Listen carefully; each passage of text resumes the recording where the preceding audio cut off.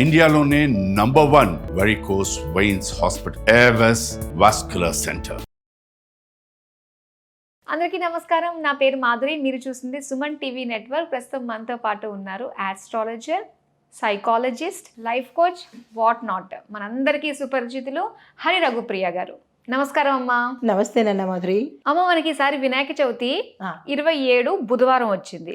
బాగుంది, బుధవారం బాగానే వచ్చింది. వినాయకుడికి కరెక్ట్ రోజు అదే కాబట్టి కాకపోతే ఇక దులుపుళ్ళు ఇవన్నీ మంగళవారం నాడు చేయకూడదు, గణపతిని తీసుకురావడం ముందు రోజు మంగళవారం నాడు తీసుకురాకూడదు అని అంటున్నారమ్మా. మరి ఏంటి, ఎప్పుడు చేసుకోవాలి, ఎలా చేసుకోవాలి, గణపతిని ఎప్పుడు మనం ఇంటికి తెచ్చుకోవాలి?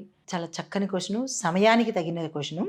అయితే తెచ్చుకునేటప్పుడు మనం ఇందాక అనుకున్నట్టుగా ఇవన్నీ పాటించండి. విగ్రహాన్ని కొనుక్కునేటప్పుడు ఇవన్నీ చూసుకోండి, మంచి చెడ్డ చూసుకోండి. అయితే సోమవారం రోజు, మంగళవారం రోజు మనం కొనం కాబట్టి సోమవారం రోజు సాయంత్రమే విగ్రహాన్ని తీసుకొచ్చి దానికి కట్టిన ఇది ఉంటుంది కదా, అప్పుడే చూడకుండా మనం పూజ చేసే సమయం బుధవారం నాడు తెల్లవారుజామున మాత్రమే దాన్ని ఓపెన్ చేసి అంతవరకు చూడకుండా జాగ్రత్త పెట్టుకోవచ్చు. అయితే తర్వాత అనిపేటప్పుడు కూడా మనకి మంగళవారము అంటే ఇది మనకి కొన్ని చోట్ల మరి ఎన్ని రోజులు చేస్తారో తెలియదు. ఇళ్లల్లో అయితే 1-3 రోజుల కన్నా ఎక్కువ రోజులు పెట్టుకోవద్దు, మనకు అంత నిష్ఠగా చేసే అవకాశం ఉండకపోవచ్చు. కాబట్టి ఒకరోజు తప్పితే అసలు ఒకరోజే శ్రేష్టము. ఉదయం పూజ అయిపోగానే సాయంత్రము కదిపేసి మనం నిమజ్జనానికి ఇచ్చేయచ్చు. ఇక తప్పదు 3 రోజులు చేద్దామనుకున్నప్పుడు ఆ రోజు కానీ మంగళవారం కానీ శుక్రవారం కానీ పడితే కనుక ఈ 2 రోజులు మనం ఇవ్వకుండా ముందు రోజే ఆ పీఠాన్ని కానీ ఆ విగ్రహాన్ని కానీ కదిపేసి మంగళవారం కాకుండా బుధవారం నాడు ఇద్దాము.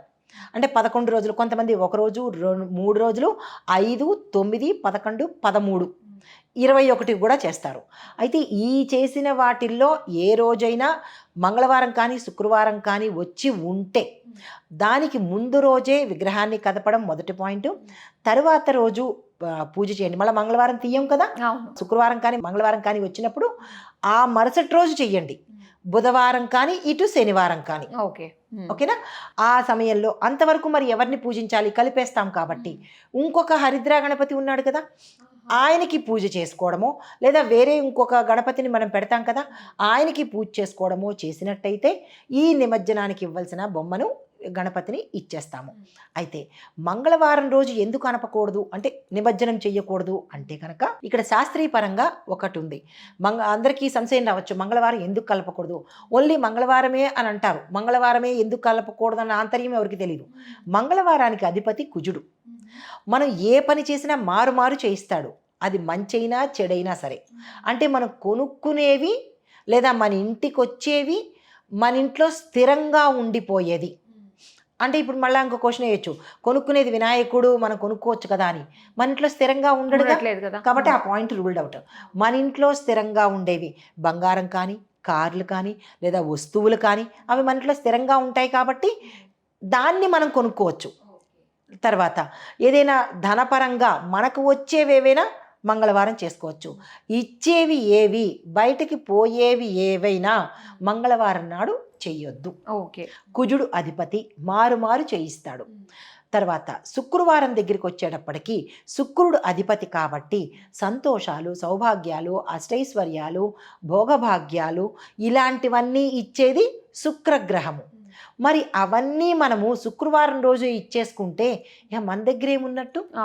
కాబట్టి శుక్రవారం రోజు మనం చేత్తో ఇచ్చేవి ఏవైనా మనము ఇవ్వద్దు. తెచ్చుకునేవి ఇప్పుడు అన్నీ వదిలించుకునేవన్నీ శుక్రవారం నాడు ఇవ్వరు. చాలామంది మీరు గమనించే ఉంటారు, ఈరోజు శుక్రవారం నేను డబ్బులు ఇవ్వను అని. అవునా, ఈరోజు శుక్రవారము నేను ఏది చెయ్యను, మనీ ట్రాన్సాక్షన్స్ కానీ చెయ్యము అంటారు. అంటే మన సంపదలు అవతల వాళ్ళకి వెళ్ళిపోతాయి కాబట్టి శుక్రవారం రోజు పాలు పెరుగు ఇవ్వడం కానీ శుక్రవారం రోజు ఉప్పును ఇవ్వడం కొనుక్కోవడం కానీ ఇలాంటి పనులు ఏవి చేయరు. అంటే లక్ష్మికి సంబంధించినవి. ఈ వినాయక గణపతిల దాంట్లో శుక్రవారం వచ్చినప్పుడు ఆ శుక్రవారం రోజు స్వామివారిని నిమజ్జనం చేయకుండా శనివారం రోజు కనుక నిమజ్జనం చేసినట్టయితే అది విశేషమైన రోజు, ఆ రోజు చేసుకోవచ్చు. మంగళ శుక్రవారాలు ఎందుకు అంటే దీని వెనకాల ఆ గ్రహాల అధిపతులు ఇచ్చే ఫలితాలు పోగొట్టుకుంటాము కాబట్టి ఆ 2 రోజులు చేయకూడదు అనమాట. అమ్మ, అసలు మనకి ఎంతమంది గణపతులు ఉన్నారమ్మా ఓవరాల్గా అంటే మనకి 108 గణపతులు ఉన్నారు. ఆ 108లో ప్రధానమైనవి ప్రముఖమైనవి 32 గణపతులు. అందులో కూడా ఇంకా ప్రముఖమైనవి 16 గణపతులు, షోడశ నామాలు అంటారు కదా. ఈ నామాలు చాలా ప్రశస్తమైనది.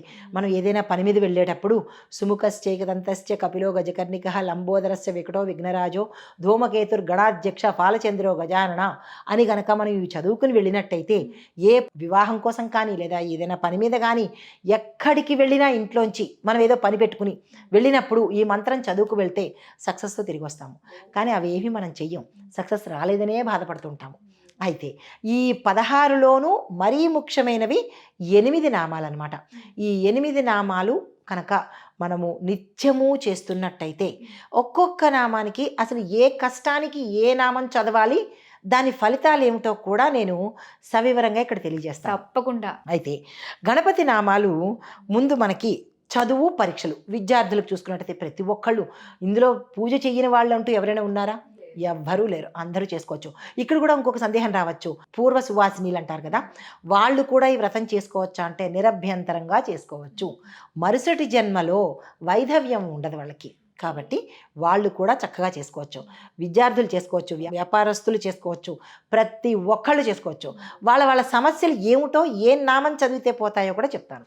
మొట్టమొదటిది చదువు పరీక్షలు, ఇది స్టూడెంట్స్ కోసము. ఓం ఏకదంతాయ నమః, ఓం బుద్ధిప్రియాయ నమః అని కనుక చదివినట్టయితే వాళ్ళకి జ్ఞానము, స్మరణ శక్తి అంటే మెమరీ పవరు పెరుగుతుంది. రెండవది ఆరోగ్య సమస్యలు ఎవరికైనా ఉన్నట్టయితే, అనారోగ్యంతో బాధపడుతున్న వాళ్ళైతే ఓం గజాననాయ నమః, ఓం దుర్వినాశినే నమః, ఈ 2 మంత్రాలు స్పెషల్గా ఆ రోజు పూజంతా అయిపోయిన తర్వాత వాళ్ళ కష్టాన్ని బట్టి చదువుకున్నట్టయితే అవి తీరే అవకాశం ఉంటుంది. దీనివల్ల ఏంటంటే అనారోగ్య సమస్యలు పోవడంతో పాటు రోగనిరోధక శక్తి పెరుగుతుంది. ఓకే. మూడవది ఆర్థిక సమస్యలు, ప్రతి ఒక్కళ్ళకి అది కామన్.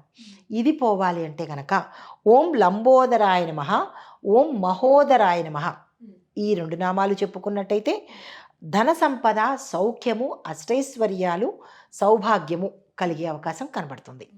తరువాత ఉద్యోగంలో ప్రమోషను, ఉద్యోగం కావాల్సిన వాళ్ళు వీళ్ళు చదవలసింది ఓం గణనాయకాయ నమః, ఓం గణాధిపతయే నమః.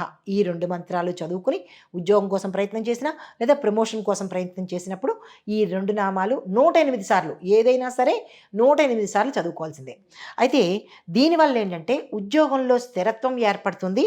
తర్వాత నాయకత్వ లక్షణాలు పెరుగుతాయి, లీడర్షిప్ క్వాలిటీస్ అన్నమాట, ఇవి పెరుగుతాయి. తర్వాత శత్రు సమస్యలు ఇది పోగొట్టుకోవాలనుకున్నప్పుడు ఓం మహాకాయాయ నమః, ఓం విఘ్నరాజాయ నమః, ఈ మంత్రాలు 108 సార్లు చదువుకున్నట్టయితే శత్రువులు పోవడంతో పాటు ఏవైనా అడ్డంకులు ఉంటే, విఘ్నాలు ఉంటే అవి తొలగిపోయి సక్సెస్, జయము కలుగుతుంది. తరువాత కుటుంబ శాంతి కోసము ఏ మంత్రం చదువుకోవాలంటే కనుక ఓం సుముఖాయ నమః, ఓం కపిలాయ నమః, ఈ 2 మంత్రాలు 108 సార్లు చదువుకున్నట్టయితే కనుక కుటుంబంలో సంతోషము, ఐక్యత, సఖ్యత, విడిపోయిన భార్యాభర్తలు తిరిగి కలుసుకునే అవకాశము కలుగుతుందనమాట. తరువాత వివాహము ఆలస్యంగా అవ్వడము, అయ్యి విడిపోవడము, లేదంటే వివాహంలో అడ్డంకులు కలగడము, ఇలాంటివి ఏమైనా వివాహానికి సంబంధించి దాంపత్యానికి సంబంధించినవి ఓం గణేశ్వరాయ నమః, ఓం సిద్ధి వినాయకాయ నమః, ఈ మంత్రాలు చదివేటప్పుడు మీ సంకల్పం చెప్పుకోవాలి. ఇందాక విద్యార్థులకు చెప్పానా, వాళ్ళు మాకేం కావాలనేది వాళ్ళకి తెలుస్తుంది కదా. నాకు ఫారెన్లో చదువుకోవాలందో, లేదా నేను IIT ఎగ్జామ్ రాశాను అందులో ర్యాంక్ రావాలో, క్యాట్ ఎగ్జాము, ఇవేవో ఎగ్జామ్స్ ఉంటాయి కదా, వాటికి నాకు కావాలి అని సంకల్పం చెప్పుకుని 108 సార్లు చదువుకున్నట్టయితే సక్సెస్ అవుతుంది. ఇలాగ నేను చెప్పిన కష్టము, సంకల్పము, ఈ నామాలు కనుక చదువుకున్నట్టయితే కనుక అవి తక్షణమే తీరే అవకాశం కనబడుతుంది.